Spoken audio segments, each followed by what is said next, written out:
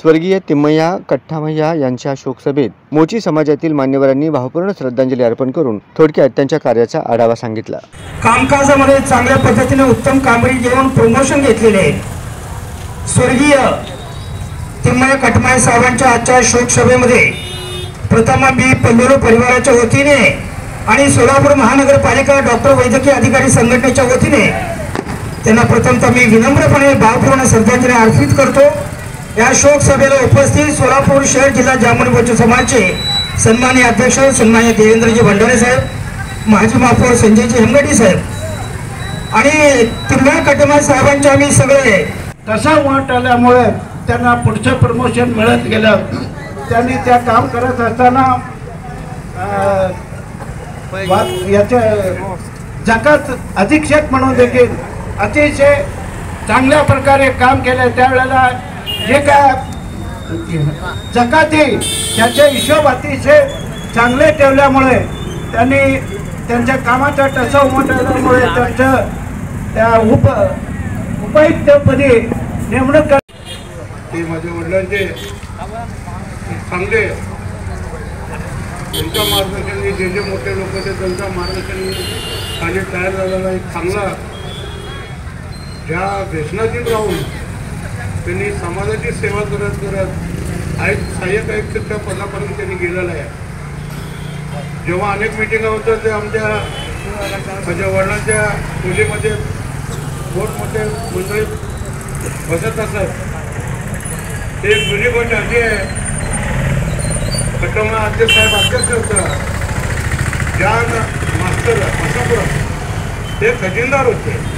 मिळेल आणि नेमकं तुम्हाला 5 आकडी पगार सुद्धा होईल असं ते सांगत असत, आमचा आत्मविश्वास वाढवत असत आणि याच पद्धतीने आमच्यामध्ये प्रगती व्हावी यासाठी ते नुसतं बोलून थांबले नाहीत, तर शिक्षण खात्यामधले अधिकारी त्याचप्रमाणे इतर शाळेतले अनुभवी तज्ञ शिक्षकांना बोलवून आमचं समुपदेशन करायचे आणि वैयक्तिकरित्या आम्हाला समजावून सांगत असतात।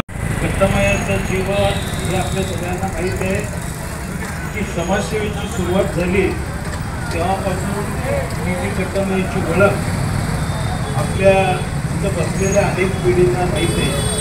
आता नव्या पिढीला एक 15 वर्षापासून या पिढींना माहीत नाही आहे की ती कट्टामय्यांची वडील स्वर्गीय महाधम तिम्मक्का काका, त्याचबरोबर त्यांची आई स्वर्गीय तिम्मक्का अव्वा यांनी अशिक्षित असून देखील संसाराचा गाडा सुखपणे आखत होते आणि अशा परिस्थितीमध्ये सगळ्यात थोरला मुलाचा जन्म झाला।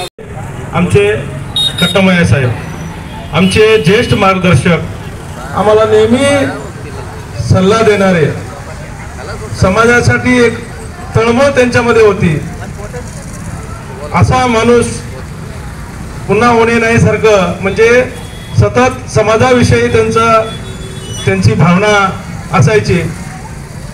उदाहरण म्हणजे पहिला आपला समाज लष्कर विभाग म्हणजे आशापा खलिफा, नरसापा खलिफा, जिटेली गुरुजी, त्यांनी तिरुमला नागरिक संस्था देखील निर्माण केली। सहकार क्षेत्रामध्ये चांगले मित्र पाळले गेले।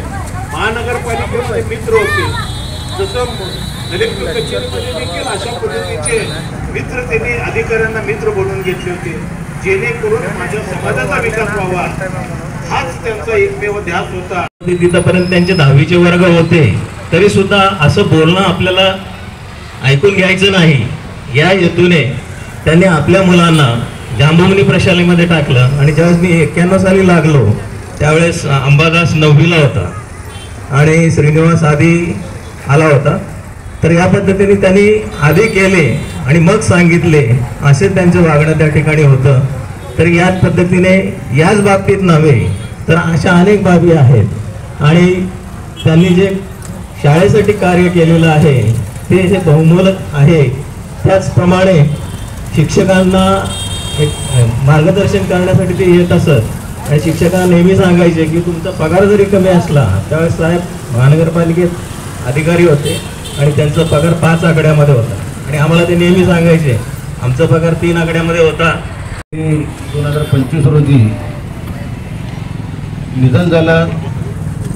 2 तारखेला मला सकाळी आमच्या कुटुंबातून फोन आला, इतर कार्यकर्त्यामार्फत मला फोन आला की असं मयत आज दुपारी होणाऱ्या. मग त्यावेळी मी बेंगलोरला होतो, त्या ठिकाणी माहिती राहता आला नाही. मग मी दिलगिरी व्यक्त करतो. कट्टमल साहेबांच्याबद्दल बोलायचं म्हणलं, बस माझी 1985 पूर्वीपासून मी आणि उस्मानी साहेब आणि कमलापुरे साहेब त्या भागामध्ये सानेपाऊल गुरुजी, मशप्पा साहेबळू, मोहन असादे, मारेप्पा जंगम, इतर मान्यवर लोकांबरोबर त्यावेळी बसायचं उतरायचं. माझं जवळचे अतिशय कट्टमल साहेबांनी नेहमी सांगायचं, आपल्या समाजाचा एक संघटना मजबूत व्हायला पाहिजे, शैक्षणिक दर्जा उंचावला पाहिजे, अशा नेहमी सतत या ठिकाणी आपल्या जंगावच्या निवासी चर्चा व्हायचं. त्यावेळी बरेच लोक त्या ठिकाणी जमायचं.